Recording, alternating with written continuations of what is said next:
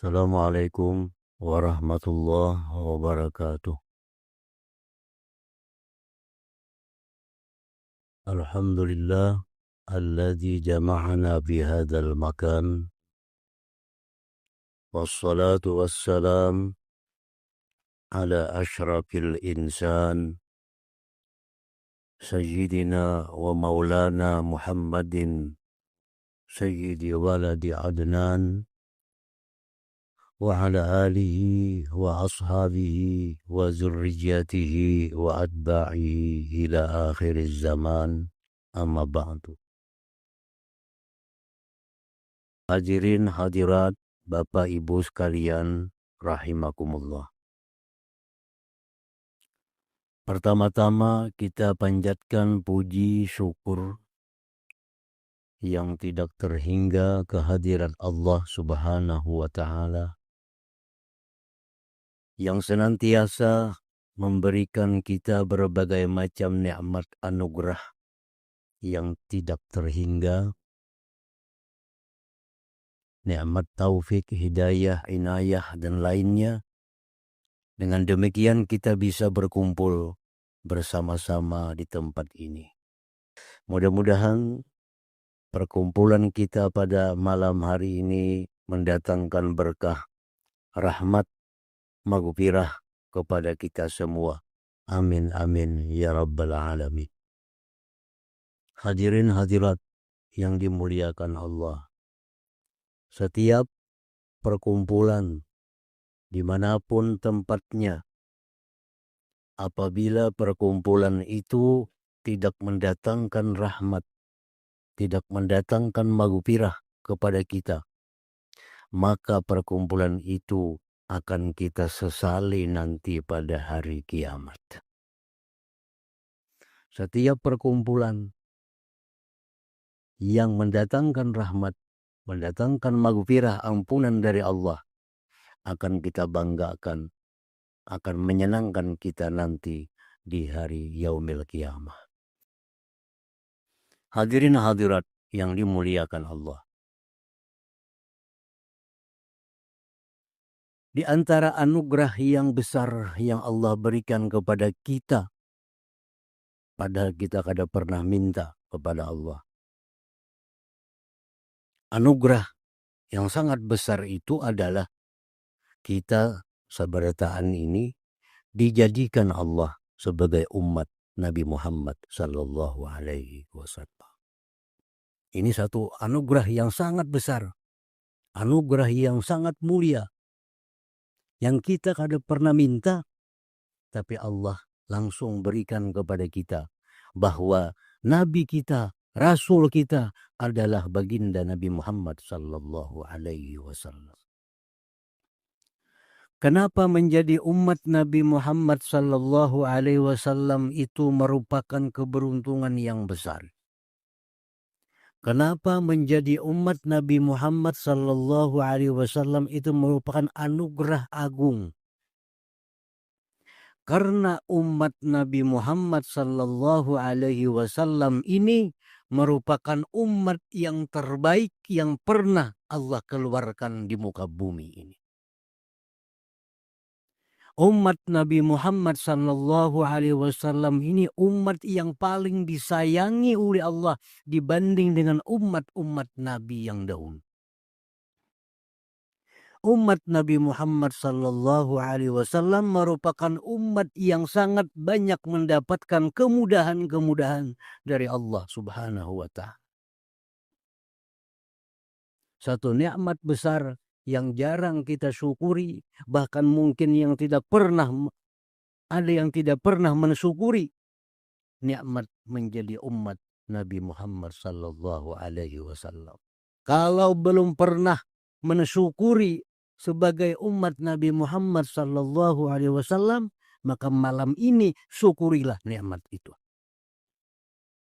Alhamdulillah, segala puji bagi Allah alladzi ja'alani, yang menjadikan aku min ummati sayyidina Muhammad sallallahu alaihi wasallam, daripada umat Nabi Muhammad sallallahu alaihi wasallam. Kalau kita sudah mensyukuri kita dijadikan umat Nabi Muhammad, maka sudah gugur tuntutan yang dituntut kepada kita. Hadirin hadirat yang dimuliakan Allah. Apa keuntungan menjadi umat Nabi Muhammad? Banyak keuntungan baik dunia maupun akhirat. Keuntungan akhirat yang diberikan Allah kepada umat Nabi Muhammad sallallahu alaihi wasallam, diharamkan surga itu dimasuki oleh siapapun sebelum dimasuki umat Nabi Muhammad sallallahu alaihi wasallam. Umat Nabi Nuh dulu pada kita, umat Nabi Musa dulu pada kita, umat Nabi Isa lebih terdahulu pada kita. Tapi bagaimanapun mereka takwanya kepada Allah, bagaimana mereka itu taatnya kepada Allah, tetap mereka tidak boleh masuk surga sebelum masuknya umat Nabi Muhammad sallallahu alaihi wasallam. Ini satu anugerah agung yang diberikan Allah kepada kita di alam akhirat nantinya. Nah, hadirin hadirat yang dimuliakan Allah. Adapun kemudahan, kelapangan yang diberikan Allah kepada umat Nabi Muhammad ini dibanding umat-umat Nabi yang lain, para ulama mengumpulkan beberapa perkara-perkara. Di antaranya, kalau umat Nabi dahulu itu mereka terkena najis, pakaian mereka kuti'a maudi'un najasah, dipotong tempat kena najis itu. Dipotong. Kupiah misalnya, keguguran tahi cacak, kada kau ditapas, ambil gunting, potong, mana tahi cacaknya, buang. Baju, tapi kayak apa aja larangnya, bila takana najis, kada kau diapa-apai, mesti dipotong. Nah itu umat Nabi dahulu. Bayangkan betapa susahnya mereka. Mungkin jarang kita menjumpai baju-baju mereka itu yang purna, yang selamat. Pasti ada potong-potong karena bekas tempat najis. Nah, sedangkan umat Nabi Muhammad sallallahu alaihi wasallam, kita ini kalau kena najis kada perlu dipotong, cukup dicuci, cukup dibasuh. Najis nang kayak apa aja beratnya najis, kalau kena pakaian kita cukup dicuci, kada perlu dipotong. Ada cara-caranya membasuh najis. Kalau najis karena pakaian, ada caranya membasuh. Kayak apa supaya pakaian ini kembali suci? Dibasuh, kada perlu diambil gunting dipotong. Nah, ini satu kemudahan yang sangat besar yang diberikan Allah khusus kepada umat Nabi Muhammad sallallahu alaihi wasallam. Nah, hadirin hadirat yang dimuliakan Allah. Yang kedua, yang dicatat oleh para ulama, kemudahan yang diberikan Allah kepada kita yang orang-orang dulu tidak diberikan. Orang-orang dulu itu adamu muakalatil haid. Artinya, kalau di rumah ini istrinya sedang haid, bininya sedang haid, kada boleh makan baik-baik. Kada boleh guring sakamar. Kada boleh berkumpul-kumpul bepandiran. Mesti diasingkan perempuan haid itu di suatu tempat. Maka itu dahulu ajaran Nabi dahulu. Jadi bila orang haid itu ada kamar khusus. Kada kau makan bayi-bayi orang yang banyak, kada kau berkumpul-kumpul orang banyak, kada kau guring sakamar lawan laki, lawan anak, kada kau. Harus menyendiri.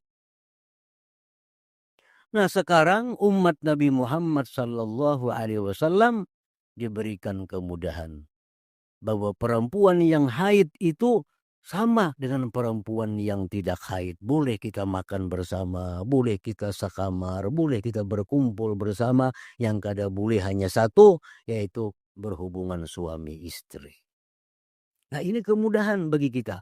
Kemudahan bagi muslimat perempuan-perempuan kita. Kita kada bisa membayangkan bagaimana seandainya hukum itu masih berlaku kepada kita. Nah, karena Allah sayang, karena Allah cinta, karena Allah kasih kepada umat Nabi Muhammad sallallahu alaihi wasallam, diberikan kemudahan itu. Yang ketiga, ditulis oleh para ulama, ta'yinul qisas, ditentukannya hukuman. Kalau orang seseorang, hukumnya mesti bunuh. Tidak ada hukuman lain. Kalau orang tangan orang lain, hukumannya mesti tangan orang. Kalau ada orang mata orang lain, hukumannya mesti cungkil matanya. Kada ada hukuman lain pada itu. Nah, itu umat Nabi yang dahulu. Bagi umat Nabi Muhammad sallallahu alaihi wasallam diberikan pilihan oleh Allah Subhanahu wa taala. Kalau ada orang yang keluarga kita, itu kita ada pilihan. Pilihannya apa? Boleh kita menuntut bunuh juga. Boleh. Boleh kita menuntut bayar dengan sekian bayarnya. Ada peraturannya sekian bayarnya. Boleh. Boleh pula kita relakan tanpa ada apa-apa. Nah, ada pilihan. Ini hanya khusus untuk umat Nabi Muhammad sallallahu alaihi wasallam. Jadi kalau kita menampiling orang, lalu kita hendak tobat kepada Allah, karena jalan lain mesti ditampiling juga.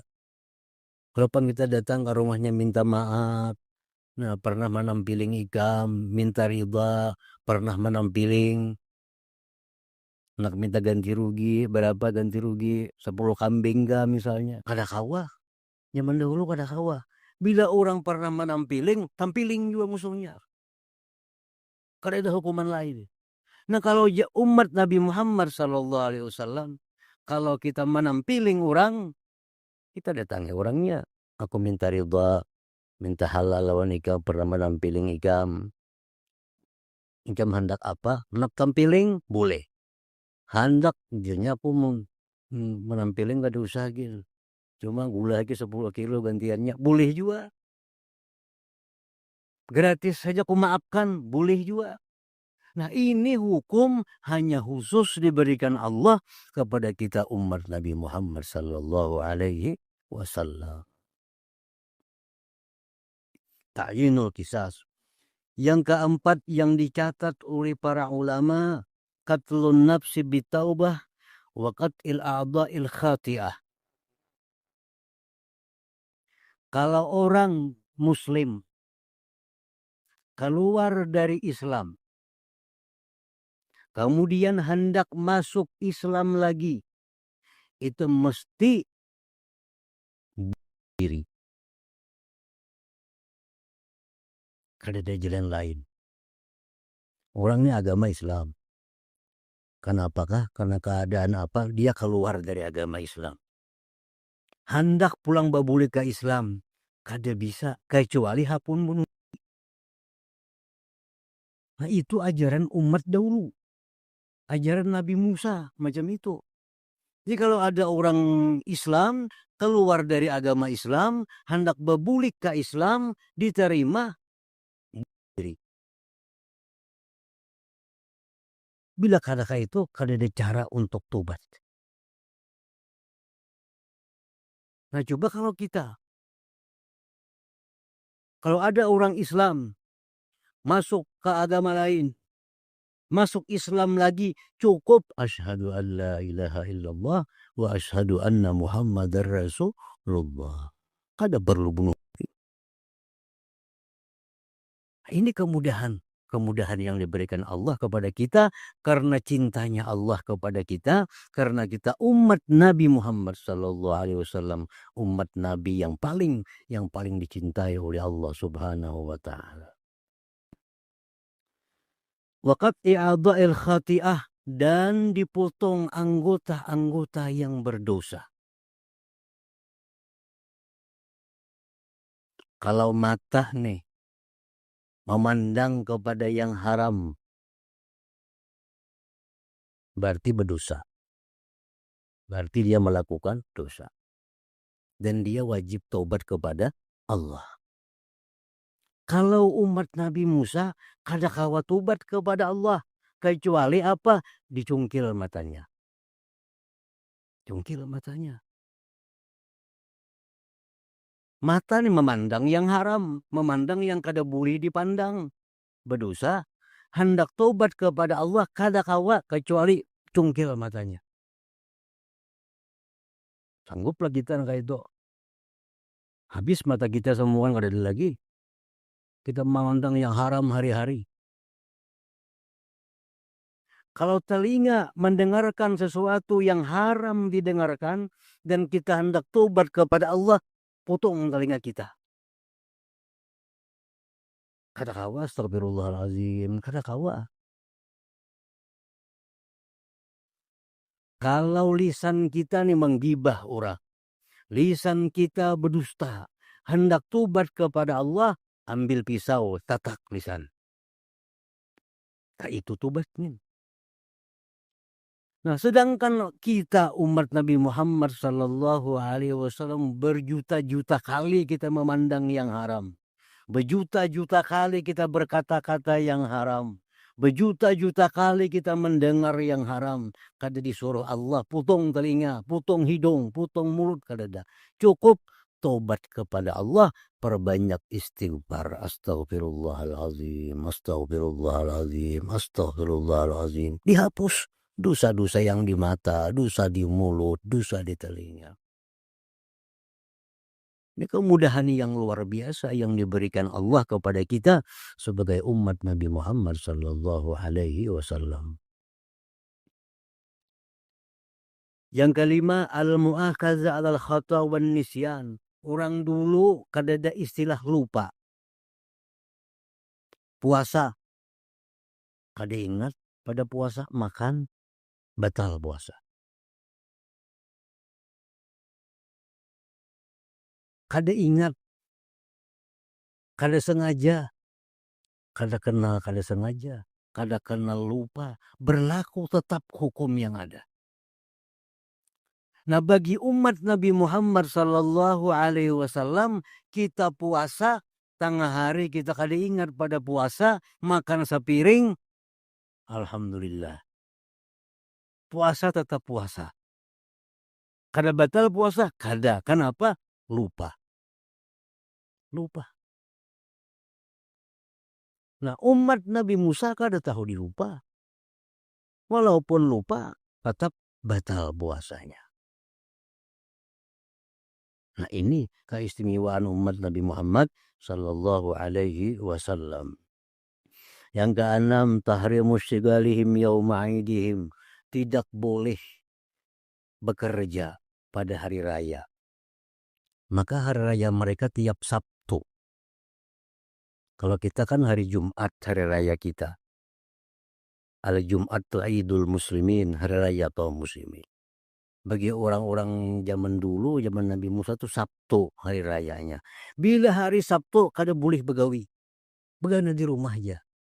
Yang pegawai kantor libur, yang pedagang libur, yang petani libur, yang semua libur. Diam di rumah. Kalau hari raya. Nah, sedangkan umat Nabi Muhammad SAW hari raya Jumat hari raya kita semua boleh kita bekerja. Orang berusaha dagang silahkan dagang.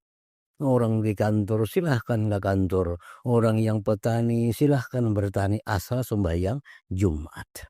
Asal sembahyang Jumat. Kalau orang dulu kada bisa. Bila hari rayanya diam di rumah. Meninggalkan pekerjaan semuanya. Hadirin hadirat yang dimuliakan Allah. Jadi itu beberapa perkara yang khusus hanya diberikan Allah kepada umat Nabi Muhammad Sallallahu Alaihi Wasallam. Makanya kita wajib bersyukur. Wajib bersyukur kepada Allah Subhanahu wa Ta'ala bahwa kita ini dijadikan sebagai umat Nabi Muhammad Sallallahu Alaihi Wasallam. Hadirin hadirat yang dimuliakan Allah. Setelah kita bersyukur dengan mengucapkan alhamdulillah bahwa kita dijadikan Allah sebagai umat Nabi Muhammad Sallallahu Alaihi Wasallam, maka asyukru bil lisan, syukur dengan lisan sudah kita kerjakan. Apalagi yang mesti kerjakan sebagai bentuk syukur kita? Kita dijadikan umat Nabi Muhammad Sallallahu Alaihi Wasallam. Di samping kita mengucap alhamdulillah dijadikan umat Nabi Muhammad, yang kedua, iksarus salah wassalam ala Nabi Sallallahu Alaihi Wasallam. Memperbanyak salawat dan salam kepada Nabi Muhammad Sallallahu Alaihi Wasallam. Orang yang bangga dirinya menjadi umat Nabi Muhammad, orang yang bersyukur menjadi umat Nabi Muhammad Sallallahu Alaihi Wasallam, dia banyak salawatnya kepada Nabi. Banyak salawat kepada Nabi. Ini sebagai bukti kita. Kita berterima kasih lawan Nabi. Apa yang kita terima kasihi? Apa yang bisa kita berikan kepada Nabi? Nabi satu-satunya manusia yang paling berjasa kepada kita. Lebih berjasa daripada kedua orang tua kita. Lebih berjasa daripada guru-guru kita. Lebih berjasa daripada teman-teman akrab kita. Lebih. Nabi kita lebih berjasa. Dan itu dibuktikan nanti di akhirat. Orang tua kita menjauh dari kita. Anak kita menjauh dari kita. Guru kita menjauh dari kita. Kawan menjauh dari kita. Laki menjauh. Bini menjauh. Siapa yang bisa dekat dengan kita? Siapa yang bisa menolong kita? Tidak ada lain selain Nabi Muhammad Sallallahu Alaihi Wasallam. Nah, sebagai bentuk syukur kita atas nikmat ini, perbanyak salawat kepada Nabi Sallallahu Alaihi Wasallam. Perbanyak salawat. Hendak baitong, misalnya baitong bersembahyang 100, yang bersembahyang 100. Hendak ada baitong, boleh juga ada baitungan. Rana-rana yang baca salawat, rana-rana yang baca salawat. Ini sebagai bukti bahwa kita benar-benar senang, benar-benar bangga, benar-benar syukur sebagai umat Nabi Muhammad SAW. Allah kadang menyuruh kita macam-macam melawan Nabi. Cuma dua yang disuruh. Satu, perbanyak salawat kepada Nabi. Dalam Al-Quran, ya ayyuhalladzina amanu sallu alaihi wa sallimu taslima. Salawat. Allahumma salli ala Sayyidina Muhammad wa ala ali Sayyidina Muhammad. Itu paling pendek dah. Itu aja. Allahumma salli ala Sayyidina Muhammad wa ala ali Sayyidina Muhammad. Allahumma salli ala Sayyidina Muhammad wa ala ali Sayyidina Muhammad. Rana-rana baca itu. Berabah kah, duduk kah, berkendaraan kah, ada masalah. Baca salawat kepada Nabi. Makin banyak kita baca salawat, di akhirat nanti makin dekat kita dengan junjungan kita Sallallahu Alaihi Wasallam. Aqrabukum minni majlisan yaumal qiyamah aksaruhum alayya salah. Orang yang paling dekat denganku di hari kiamat nanti, orang yang paling banyak bersalawat kepada Nabi. Hendak nyaman di akhirat tuh kayaknya paraki orang nyaman. Sama aja lawan di dunia nih. Dalam dunia kalau kita hendak nyaman, parake orang nyaman. Taumpat nyaman. Umpatnya orang sakit, taumpat juga sakit. Di akhirat siapa manusia paling nyaman? Rasulullah Sallallahu Alaihi Wasallam. Orang yang dekat dengan beliau di akhirat nyaman juga di sana. Kayak apa supaya dekat? Banyak salawat kepada Nabi Sallallahu Alaihi Wasallam. Bebas salawat ini. Baudu kah, kada kah, haid kah, kada kah, suci kah. Asal jangan dalam WC aja. baca salawat Allahumma sholli ala sayyidina Muhammad wa ala ali kada perlu berhitung sebanyak-banyaknya. Nah, sebagian ulama mengajarkan ada pula berhitung tuh perlu, nang kada berhitung perlu. Nang berhitung sebagai wirid. Misal tiap-tiap imbas sembahyang 10. Allahumma sholli ala sayyidina Muhammad wa ala ali sayyidina Muhammad. Allahumma sholli ala sayyidina Muhammad wa ala ali sayyidina Muhammad. 10. Imbas sembahyang 10. Gitu sehari 50 kali wirid. Di luar itu ayo aja kada berhitung. Sambil nyopir kah, sambil bersepeda motor kah, itu kada berhitungan lagi sudah. Karena sudah berwirid, sudah ada tiap imbas sembahyang 5 waktu 10 kali. Nah, itu ada ajaran para ulama kita demikian. Supaya kita masuk dalam golongan ahli sholawat. Nah, jadi perbanyak sholawat. Ini sebagai bukti bahwa kita bersyukur sebagai umat Nabi Muhammad SAW. Yang kedua, apa yang dikatakan oleh Rasulullah SAW dan sesuai apa yang difirmankan oleh Allah, qul la as'alukum alaihi ajra illal mawaddah fil qurba. Katakan wahai Rasul kepada umatmu, dalam dakwah aku tidak mengambil upah. Aku kada mengambil upah. Katakan kepada manusia, dalam dakwah aku tidak mengambil upah. Kecuali hanya satu, al-mawaddah bil qurba, cintai keluargaku ya Nabi. Cintai kerabatku, cintai cucu buyutku jar Nabi. Kalau kita cinta kepada mereka, cinta zahir, cinta batin kepada keluarga Nabi, kepada zuriat Nabi, maka kita termasuk orang-orang yang telah mensyukuri dengan Nabi Muhammad sallallahu alaihi wasallam.